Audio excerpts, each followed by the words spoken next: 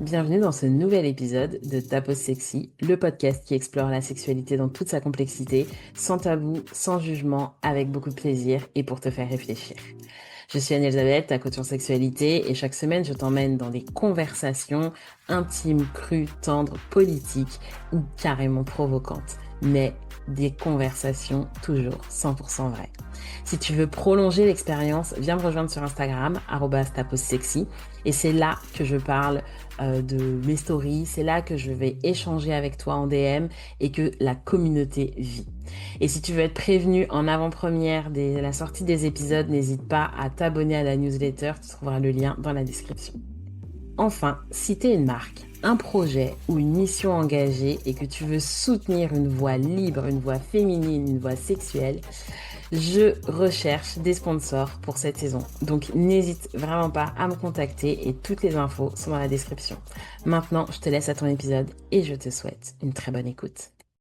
Dans cette pause aujourd'hui, j'ai envie de faire un épisode un peu différent, un épisode plus personnel et de faire un peu comme si je t'emmenais dans mon journal intime. Bon, avant de démarrer cet épisode, je te rappelle que le meilleur moyen de me soutenir, c'est de t'abonner à ce podcast sur toutes les plateformes d'écoute de ton choix. Tu peux bien sûr aller mettre 5 étoiles, aller mettre un commentaire sur Apple Podcast.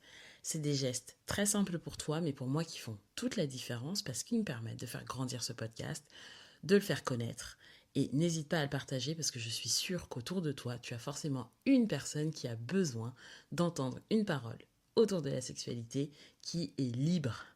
Et du coup, c'est vraiment l'objectif de ce podcast. Donc, partage-le autour de toi.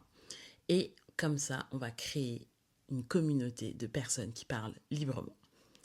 Bon, maintenant que ceci est dit, je pense qu'on peut passer à notre épisode du jour.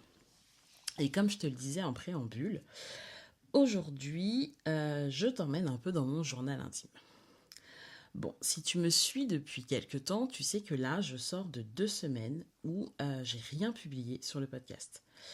J'avais besoin de faire une pause parce que je me suis rendu compte que je commençais à un peu trop être dans une espèce de course aux écoutes, aux chiffres, les stats, etc. Et j'ai commencé à m'éloigner un peu de la raison pour laquelle j'ai lancé Ta Pause Sexy. Quand j'ai lancé ce podcast, c'était pas pour les chiffres, c'était pour créer un espace de parole libre autour de la sexualité. Un endroit où on peut parler de désir, de relation, de liberté et il n'y a pas de jugement. Donc ces 2 semaines de pause m'ont permis de revenir à quelque chose de beaucoup plus simple et de remettre beaucoup plus de plaisir dans ce podcast. Et du coup, j'ai décidé de parler aujourd'hui d'un sujet qui me traverse. Aujourd'hui, c'est un épisode solo. À l'avenir, il y aura encore de nouveau des invités parce que j'adore partager. Et on aura aussi des tables rondes et des hot stories. Ce qui va changer, c'est simplement l'énergie que je vais mettre dans le podcast. Alors, pas le sérieux, mais en tout cas, la vibe que je vais donner à chacun de mes épisodes. Et donc, en revenant aux bases, je me suis dit qu'il fallait que je te parle d'un sujet qui me traverse. Plutôt beaucoup, je te dirais. J'ai pas mal parlé de libertinage en ce moment sur mes réseaux, sur Instagram. Et du coup, je me suis dit que ça serait bien de faire un épisode un peu plus long pour parler de ma relation au libertinage et la manière dont c'est en train d'évoluer. Mon histoire avec le libertinage a commencé en 2019. Si tu me suis, j'ai déjà fait plusieurs épisodes où je te raconte un petit peu comment je suis arrivée à tout ça. Donc, pour rappel, à ce moment-là, je sortais d'une période plutôt difficile de ma vie. Il y a eu d'abord le divorce, ensuite la traversée d'une grosse dépression, et on peut dire que 2019, c'est le moment où j'ai commencé à remonter. Alors, c'est pas du tout le moment où j'ai sorti la tête de l'eau, mais disons que j'avais coulé avant et que en 2019, je me suis dit, et si on nageait un petit peu vers la surface? Et du coup, ce nager vers la surface, c'était en fait une manière de se reconnecter à moi.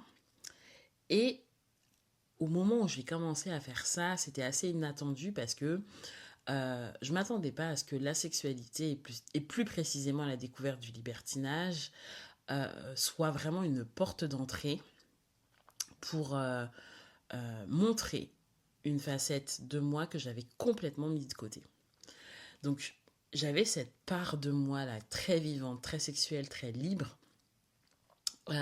qui n'avait plus sa place, simplement parce qu'elle me faisait très honte et que j'avais vraiment tendance à la juger très fortement. Et entrer dans cet univers, ça m'a permis de me reconnecter à cette part de moi, à la valoriser aussi, mine de rien. Et derrière, ça a été une réaction en chaîne dans ma vie parce qu'il y a plein de choses qui se sont débloquées du fait que j'ai eu accès, c'est comme si j'avais accès à la bibliothèque des qualités qui étaient liées à cette part de moi que j'utilisais pas au quotidien et dont j'avais cruellement besoin. Et du coup, quand le libertinage est arrivé, il y a eu cette bouffée d'air frais de ah ouais, en fait, je suis capable de tout ça, c'est trop bien. Et ça s'est du coup dupliqué dans tellement d'aspects, mais c'est pas forcément le sujet du jour. En tout cas, pour moi, la sexualité a été vraiment une porte d'entrée à la reconnexion avec moi-même. Au début, je comprenais pas vraiment ce que c'était que le libertinage. J'avais simplement l'impression d'être une femme célibataire qui profite de sa liberté. Donc je rencontrais des hommes, j'avais des amants. Et la seule différence, c'est que au final, je les rencontrais sur des sites libertins et plus sur des applications de rencontres classiques.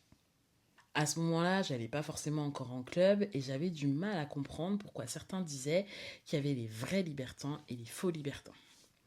Alors que dans ma tête, c'était très simple. Les libertins, c'est juste des personnes qui étaient libres dans leur sexualité. Voilà, j'en étais arrivée un peu à cette conclusion-là. Après, il y a eu une phase que j'appelle aujourd'hui une phase d'hyperconsommation. C'est-à-dire que c'était vraiment un moment où j'avais accès à des rencontres, à des expériences. J'en profitais, je me posais assez peu de questions. C'était une période que je décrirais comme très boulimique sexuellement. Avec le recul, elle était vraiment nécessaire parce que c'est ce qui m'a permis de construire mon identité sexuelle. Mais, euh, mais cette phase, au final, elle pouvait pas durer. Elle pouvait pas durer éternellement parce que il y avait toujours une partie de qui je suis qui n'était pas là, en fait, qui n'était pas présente. Et donc, du coup, à cette période, je suis passée d'un extrême à l'autre. Je suis passée de la personne très réfléchie, très sage, très douce, que je suis aussi, à la personne très sexuelle. Mais sans jamais trouver un espèce de point au milieu. Et avec le temps, j'ai compris quelque chose. C'est déjà, en fait, la première prise de conscience, elle était déjà sur le monde du libertinage, euh, qui n'était pas, en fait, comme je le pensais, qu'une pratique. C'est pas tant la pratique sexuelle qui fait ce monde, c'est aussi une vision de la relation, une vision du couple, une vision de la sexualité qui est différente. Et j'ai commencé à faire le distinguo entre des personnes qui avaient une pratique libertine et donc qui avaient des pratiques sexuelles qu'on retrouve dans le monde du libertinage. Ils vont en club, ils font des plans à plusieurs, mais sans pour autant être libertin, parce que être libertin, c'était autre chose. Et c'était vraiment cette autre façon de penser les relations. Et du coup, cette prise de conscience sur le monde libertin, sur la différence de manière de penser et tout, ça m'a créé une première frustration. Euh, donc, comme je te disais, je me suis rendu compte que il y avait beaucoup de personnes qui, au final, n'avaient pas une vision libertine. Je vais parler des hommes parce que moi je rencontre principalement des hommes, mais je suppose que c'est tout à fait pareil aussi chez les femmes. Je pense pas qu'il y ait un genre qui soit exempt de ça. Mais il y avait quand même beaucoup d'hommes qui étaient là simplement pour multiplier les expériences sexuelles. Donc, je te disais qu'il y a certainement des femmes qui étaient comme ça. Moi, au départ, je pense que j'en étais parce que je suis entrée dans ce monde-là en me disant ouais, comme ça, je vais pouvoir faire des plans à plusieurs, machin, ce genre de choses. Donc, il y avait le côté tout fantasmagorique de ce qu'est le monde du libertinage et j'avais pas forcément identifié les différentes facettes et tout ça. Donc, je pense que mine de rien, moi, j'étais de ce type au final quand j'y suis rentrée. J'étais là pour multiplier les expériences et ça, voilà, c'était cool. Mais du coup, quand j'ai fait la prise de conscience en miroir, c'est parce que moi, j'avais évolué justement sur ma vision. Et du coup, je me suis retrouvée face à des hommes qui étaient au final un peu comme moi quand j'ai commencé. Et il y a une deuxième chose que j'ai découvert aussi au moment où j'ai pris conscience de ça, que donc du coup tout le monde n'avait pas forcément cette même vision, c'est que, et ça j'en ai parlé dans un autre épisode aussi, j'ai découvert qu'il y avait des hommes, encore une fois, je parle des hommes parce que je rencontre des hommes, mais je suppose que ça existe aussi chez les femmes. C'était des personnes qui trompaient leur partenaire, qui étaient là, mais qui étaient en couple ailleurs et qui avaient des relations illégitimes dans le monde libertin. Et pour moi, c'était mais complètement paradoxal, parce que je me disais, mais en fait, si t'es libertin, pourquoi tu trompes? Mais la réalité, elle est plus complexe. C'est qu'en en fait, il y a des gens qui sont libertins, qui se sont mis en couple avec des personnes non libertines, et qui, pour pouvoir continuer de vivre leur vie libertine et pouvoir continuer d'exprimer cette part de leur personnalité, parce que c'est bien de ça dont on parle, qu'on choisit comme stratégie l'infidélité. Et du coup, ça a apporté quelque chose de bien plus complexe au final dans mes rencontres, parce que moi, l'infidélité, sans pour autant la juger, ça ne fait pas partie de mes valeurs. Et j'ai fait plusieurs épisodes là-dessus, et donc si tu as déjà écouté, tu le sais. Euh, je, je pars du principe que je n'ai pas envie d'être à l'intérieur d'une relation extra-conjugale. C'est un choix que je fais, c'est un choix personnel qui correspond à mes valeurs. Encore une fois, je ne juge pas les gens qui choisissent cette stratégie et qui vivent des relations illégitimes, ça vous regarde sans problème. Moi, je dis juste, moi, j'ai pas envie d'être la personne avec qui un mec va pouvoir tromper. C'est un peu mon acte féministe aussi, je dois dire. Mais bon, donc, dans tout ça, au final, ça fait que dans tout ça, je me retrouvais pas. Je me retrouvais pas avec les gens qui voulaient multiplier les expériences, je me retrouvais pas face aux gens qui étaient infidèles, et du coup, j'ai commencé à filtrer. Et ça a filtré énormément de monde, on va pas se mentir. Donc, ça a rendu les rencontres libertines plus difficiles, en tout cas via les applications. Ensuite, j'ai eu une deuxième prise de conscience, quelque chose encore que j'ai réalisé, c'est que, comme je te disais, j'ai cette part très sexuelle, cette libido qui peut être forte, mais c'est pas toute mon identité. Et au fil des rencontres, j'ai commencé à ressentir un espèce de petit vide, que les moments étaient agréables physiquement, mais qu'il manquait quelque chose, que au début, c'était léger, puis après, c'est devenu de plus en plus présent, jusqu'au moment où, en fait, le plaisir physique ne suffisait même plus, parce qu'au final, il était vraiment altéré par ce côté, ah, il manque quelque chose, quoi. Et c'est comme ça que j'ai rencontré ma sapiosexualité. J'ai vraiment pris conscience de ça à ce moment-là. Le fait que j'ai besoin d'une connexion mentale, intellectuelle, émotionnelle pour ressentir du désir. Le physique seul ne suffit pas. Pour moi, le désir passe complètement, mais alors complètement par le cerveau. Et là, c'est devenu encore plus compliqué parce que en enlevant les personnes infidèles, les rencontres trop rapides, les relations purement physiques, ça fait qu'il restait quand même vachement moins de monde, quoi. Et si tu mets ça dans la dimension des clubs, quand tu es dans un club, les gens, ils n'ont pas forcément envie de papoter pendant des heures, de savoir qui est qui et tout. Et en fait, moi, c'est vraiment un truc qui va m'activer et tout. Du coup, ça fait que en mettant ça sur la table, ça fait que j'ai commencé à faire beaucoup moins de rencontres, à être beaucoup plus sélective. Pas tant parce que j'ai plus de désir, mais parce que si je ne rentrais pas dans cette sélection, j'avais pas assez de stimulation mentale pour que mon désir s'active. Et donc j'ai besoin de nourrir mon esprit intellectuel, émotionnel, cette connexion, j'ai besoin de l'avoir pour pouvoir réveiller mon côté animal.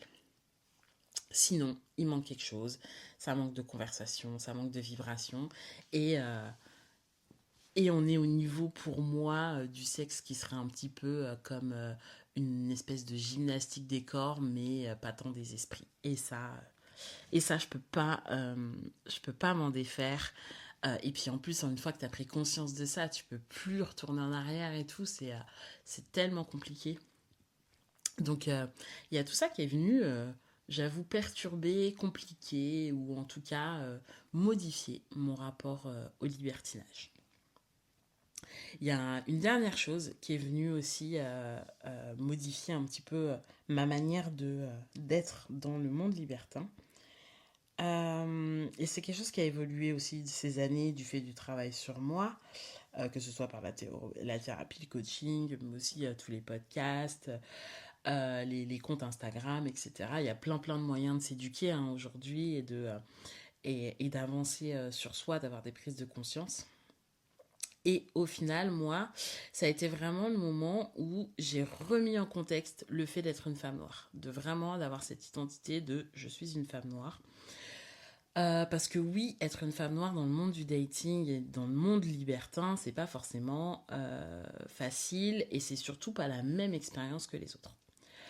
Euh, Au début, j'avais pas encore conscience de ce qu'était la fétichisation. J'étais encore assez naïve hein, quand j'ai débuté dans le monde libertin. J'étais très naïve sur ces sujets. Euh, J'avais eu des interactions avec des personnes qui n'étaient pas là pour les bonnes raisons, sans pour autant savoir le nommer, mais je m'étais noté qu'il y avait des choses qui étaient un peu bizarres, qui faisaient que je me sentais pas forcément. Alors, je sais pas si on peut dire pas bien, mais il y avait une sensation un peu étrange. Parce que moi, je les intéressais, mais je les intéressais pas pour moi, je les intéressais parce qu'ils voulaient vivre une expérience. L'expérience de la femme noire. Et le jour où tu vois ça, tu peux plus ne plus voir en fait. Le jour où tu prends conscience de cette fétichisation qui existe, du fait que tu vas attirer des gens pour des choses qui vont pas du tout être de ton ressort et qui vont complètement altérer ton moment de plaisir et tout. Une fois que tu as commencé à voir ça, il n'y a pas de machine arrière possible, ça c'est sûr. Et aujourd'hui, je pense que c'est globalement le plus grand filtre dans mes rencontres. Il y a des mots qui sont vraiment devenus, mais genre impossibles. Il y a des concepts libertins que je ne tolère pas, que je ne comprends pas. Je comprends pas que ils soient véhiculés dans le monde, que ce soit par des personnes blanches ou des personnes racisées, hein, peu importe, hein, des personnes noires. Je veux dire, la fétichisation, elle est portée par beaucoup de personnes, indépendamment de leur couleur de peau. Tu vois, il y a des trucs genre, quand on parle des BBC, quand on parle des femmes qui sont exotiques, qu'est-ce que j'ai pu entendre? Le grand classique, c'est oh, moi j'adore le chocolat, voilà, ce genre de choses, où j'ai jamais fait une blague, enfin voilà, ça c'est. Même le dire, ça me picote. Et ben ce genre de choses, c'est terminé. Je dis pas qu'avant j'y allais forcément, mais en tout cas, j'y étais pas forcément. J'étais pas en alerte sur ces choses-là.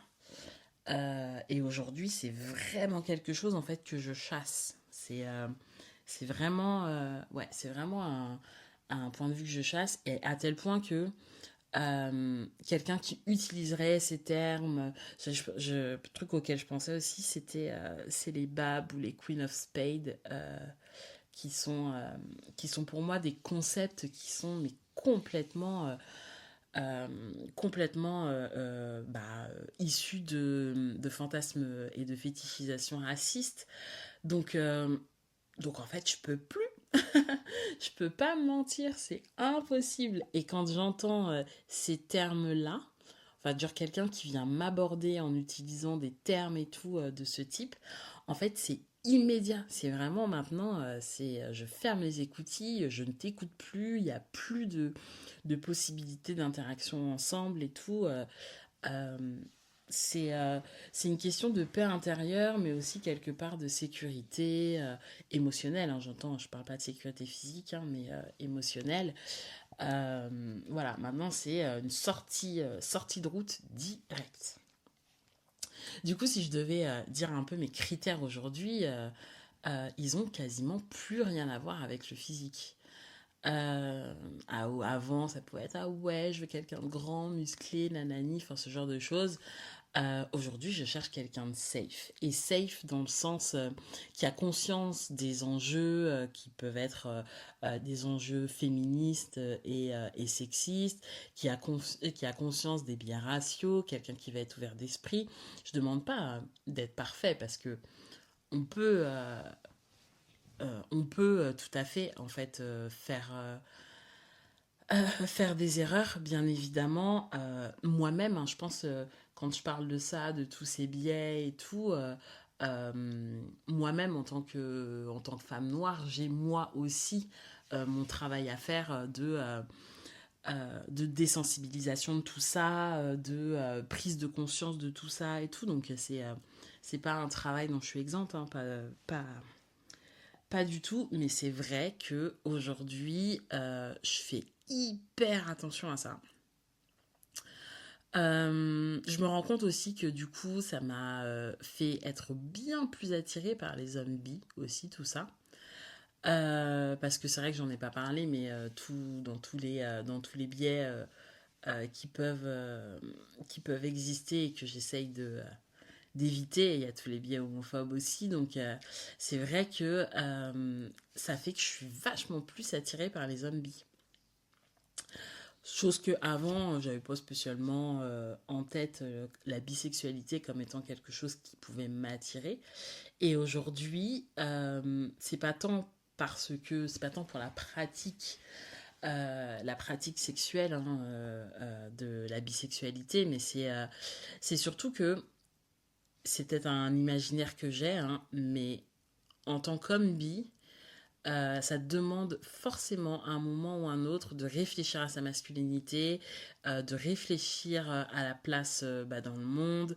Ça demande forcément de réfléchir à la place des minorités et tout. Et donc, ça crée, en tout cas, quelque chose de beaucoup plus safe, j'ai l'impression. C'est peut-être un imaginaire que je me suis créé, mais en tout cas, j'ai l'impression euh, que ça me protège d'une manière ou d'une autre. Parce que être un homme bi dans le monde libertin, eh ben, c'est pas forcément si facile, alors que pour autant, la bisexualité des femmes est vachement répandue, mais celle des hommes, pour avoir été en club quand même plutôt pas mal de fois, il n'y en a pas tant que ça. Il n'y a pas tant que ça, c'est pas si ouvert et tout. Il y a encore pas mal de travail à faire, je pense, sur ce sujet-là. Et ça montre aussi à quel point ça reste un monde qui a besoin de s'ouvrir l'esprit. Et on ne croirait pas, parce que déjà, il y a un gros travail qui est fait de déconstruction sur la relation, sur la place du sexe dans la relation, qu'est-ce que la place de la sexualité et tout. Mais pourtant, je trouve que sur ce qui est de la bisexualité masculine, par exemple, ou même, c'est tout à fait vrai aussi hein, pour ce dont je parlais au démarrage des tout ce qui va être les fantasmes raciaux, et bien je trouve qu'il y a encore pas mal de boulot à faire. Mais le monde libertin reste de toute façon un reflet de notre société, et globalement en société on a tous à travailler sur ces aspects de toute manière, donc c'est pas surprenant. Si je devais conclure de ce petit passage dans mon journal intime, je dirais qu'aujourd'hui, mon rapport au libertinage, il est plus calme que ce qu'il a été avant. Donc, je fais moins de rencontres. Mais par contre, elles sont beaucoup plus qualitatives. Quand je fais des rencontres, on est vraiment plus sur de la qualité. Euh, et, euh, et c'est vrai que cette, entre guillemets, rareté, parce qu'on n'est pas non plus à ce niveau-là, hein, c'est peut-être le petit côté un peu pervers de la connaissance de soi. Parce que plus tu te connais et plus tu vas devenir exigeant ou exigeante. Et certains diront que ça rend chiant. Et franchement, je peux tout à fait l'entendre et les comprendre, hein. Moi, je pense être passée dans la catégorie des meufs chiantes. En tout cas, je suis bien plus chiante que je l'ai été, ça c'est sûr. Mais en réalité, j'aime bien ça. J'aime bien ça parce que ce niveau d'exigence que je me mets, c'est aussi la manière que j'ai de protéger mes valeurs, de protéger mon énergie, mes émotions, et de laisser aussi une place à être moi-même pleinement et exister pleinement dans mes relations, alors qu'elles soient sexuelles ou juste affectives, mais même amicales d'ailleurs. Et en vrai, pour rien au monde, je reviendrai à une version de moi qui était plus simple et plus accessible. Parce que cette version, au final, elle était moins alignée. Et, euh, et du coup, cet alignement, bah, c'est un peu ma petite clé à moi du bonheur. Donc, peut-être qu'à ce rythme, je vais finir seule avec mon chien, hein. mais, euh, mais je préfère mille fois être toute seule et entière et alignée que, euh, que d'être dans un couple, dans une relation, disons, et d'être obligée de me réduire. Je l'ai fait pendant tellement longtemps me réduire que maintenant, c'est terminé. C'est terminé pour cette semaine. Si cet épisode t'a parlé, t'a secoué, t'a donné envie d'aller plus loin, pense à t'abonner au podcast et à laisser 5 étoiles, un commentaire et le partager. Partage-le autour de toi pour faire réfléchir et répandre la bonne parole. Et surtout, n'oublie pas de me rejoindre sur Instagram. Sur ce, je te souhaite une très bonne semaine et je te dis à la semaine prochaine pour un nouvel épisode de Ta Pause Sexy.